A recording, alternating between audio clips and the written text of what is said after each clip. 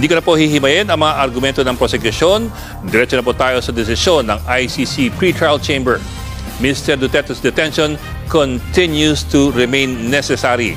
Rejected ang request for interim release, rejected din ang renewed request at patuloy ang detensyon ng dating Pangulo. Bakit daw?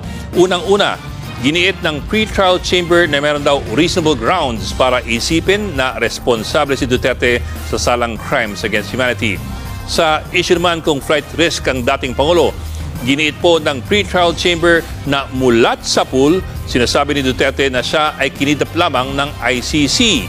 So yung paulit-ulit na pagsabi ni Duterte at ng kanyang pamilya na kinidnap lamang siya ng ICC, hindi pala nakatulong sa kanyang petisyon.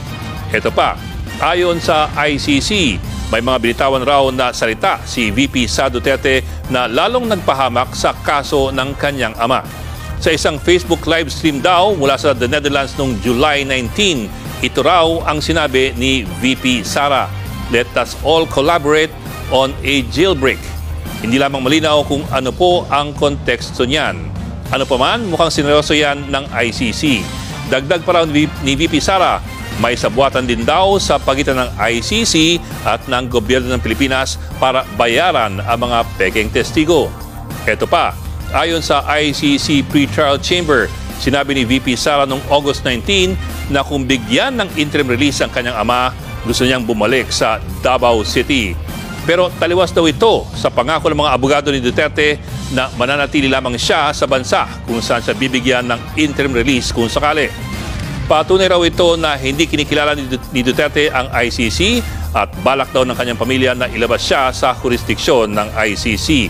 At dagdag pa ng pretrial chamber, ang pagpapalaya kay Duterte ay magiging patuloy na banta sa mga tetestigo laban sa kanya. Pinuna rin ng ICC ang sinabi ni Duterte noong House hearing sa drug war noong November 2024. Nang tanungin tungkol sa bilang ng mga napatay sa kanyang drug war, sinabi ni Duterte na kung mahalal siya muli na alkalde ng Davao City, dodoblehin niya ang bilang. May 2025, nahalal nga siyang alkalde ng Davao bagamat nakakulong sa ICC. Binasura rin ng ICC Pretrial Chamber ang argumento ng depensa na dapat siyang palayain for humanitarian reasons. Habang nakakulong, mabibigyan naman daw ng sapat na medical care ang dating Pangulo. Hindi rin daw pinaliwanag ng depensa kung meron silang nakikitang kakulangan sa medical care na binibigay ng ICC kay Duterte.